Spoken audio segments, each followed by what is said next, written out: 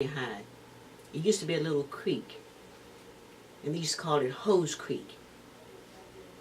And that's where we used to go to have our little picnics, because there was water there. Have our little picnics, or kind of like Lover's Lane or whatever you wanted.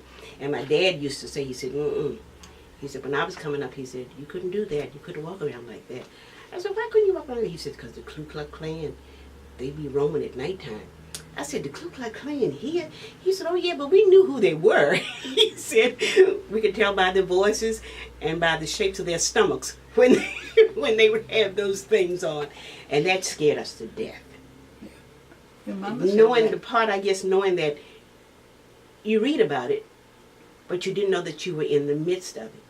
And then to find out that it was people that you saw during the day without those things on. That was the scary part. Knowing that they were bold enough to do it at nighttime, but didn't have the courage to do it in the daytime. And that was scary. Because they pass you on the street, and they'd smile and everything. But in the nighttime, that's when they did all that little dirty work. And that was frightening. And we really didn't get a taste of that until Reverend Russell's daughter. Mm-hmm. Reverend Russell was one of the members of our church. And he was the president of the NAACP in that area. Mm-hmm. And he segregated schools in Woodbridge. And that's when they came out. And that's when it was fearful around here. Just right here up the road. We were fearful because they were roaming at night. And then they kind of urged the other young people of the community to do things. And Reverend Russell's house was bombed. And in Prince William County? Yeah, right across the road here. You should interview Joyce. It was bombed. They had an experience. Joyce yeah. And now that would be somebody that you really need to interview. Joyce Russell, because she segregated Garfield High School. I mean, they had to have the National Guards. She was a student okay. to go with her into classes. And they threw soup at her. They spit on her. They did everything that they could to her. But she acted like a lady the whole time. Yeah. So we thought we had it bad. They had it worse, but they had to go through that. They had it bad. They really did. So desegregation really brought out the worst in a lot of these people. Yeah, it did. And it brought a different view of Woodbridge to us. So what was that We different were kind view? of comfortable, We knew about it. Every now and then we would be exposed to a little bit of it. And I guess we were a little too comfortable because it was around us. And then when this happened to her, then that's when the feeling of uneasiness came. So do you remember what year this was? Oh, I don't know when she started. In the 60s, you think? It probably was in the 60s. Yeah, because my son will be 50 in 2 days. So they were in the class together. Okay. So that was it. Well, let's go back just a little bit to World War II. You both remember World War II? Are you old enough to remember? You were born 19? No, 1939. Okay, so you were a baby, yeah.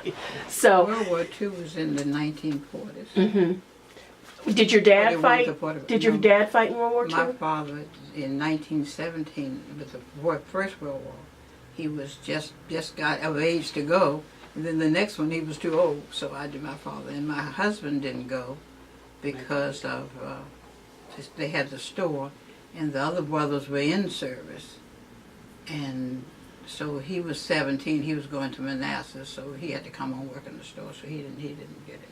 Well, what was it like during World War II? I mean, you're living in a segregated society, but yet you see your young men go off to fight for a country that's really not giving you the rights that you should be having. Did you ever think about that, or did anyone ever talk about that?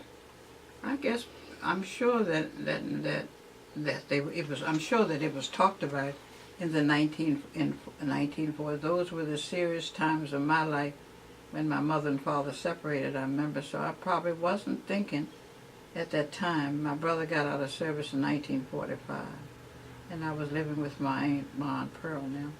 So at that time, I was probably not thinking a lot about that part of it, Yeah. other than food stamps and things like that. You didn't get the cheese and things like that, that you had to stand in line. We thought that wasn't the greatest thing, but that's the part that I remember, you know.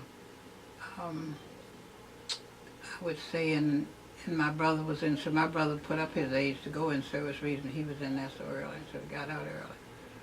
But as far as feeling the oppression at that time, I guess we were more or less going through the motions, feeling the hurt, but yet not being concerned, as we should have been. Let's put it that way. We did. You had an experience. You went to Virginia Union, and you had some experiences in Richmond. Can you talk a little bit about that? Yes. I was in Virginia Union. One of the organizations in Alexandria sent me, and I think it was 5 or 6 of us girls went, and they taught vocational classes there during the summer, and our founder's daughter sent me to get my certificate in Christian education, and it must have been about 1,000 students there during the summer, and we would all take different trips.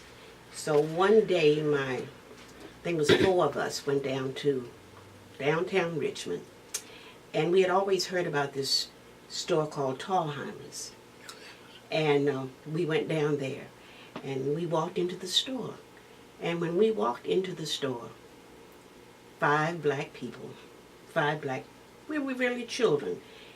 The whole store stopped. I mean, everybody just stopped and looked at us.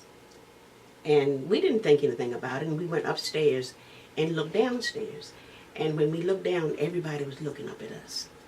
And one of the young girls says, "I think we better go." And I said, "No, I'm not going. I came here to buy something." She said, "I think we better go." I said, "No, I'm not going to leave. I came here for something. I'm going to get it." She says, "I think we better go." And we looked around. She said, "Well, I'm going anyway." I said, "Well, I think we better go." So we left, and as we got to the door, we turned around, and we said, "Have a nice day." And then we left.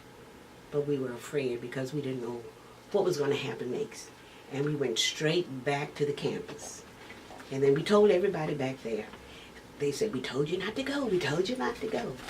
But it was an experience I will always remember, because it was a feeling of not coldness, but fear. Because with everybody looking, you didn't know what was going to happen next. And by coming from a little place like Woodbridge into Richmond, you kind of thought it would be kind of different. This was like city. So we figured, city people would be different. But they were worse than country people. They were. Not realizing that they were country people in the stores. Mm-hmm. And then we went to one little restaurant, and we walked in right near the campus. And as soon as we walked through the door, the waitress said, "We done changed." And I said, "They changed the menu already?"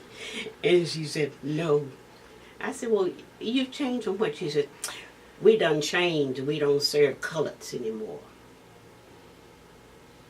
And we just turned around and left. And this was in Richmond? In Richmond, right around from the school, yep. Mm. So I don't know what they changed, whether they had been doing it, or I don't know what, but she just says, "We done changed."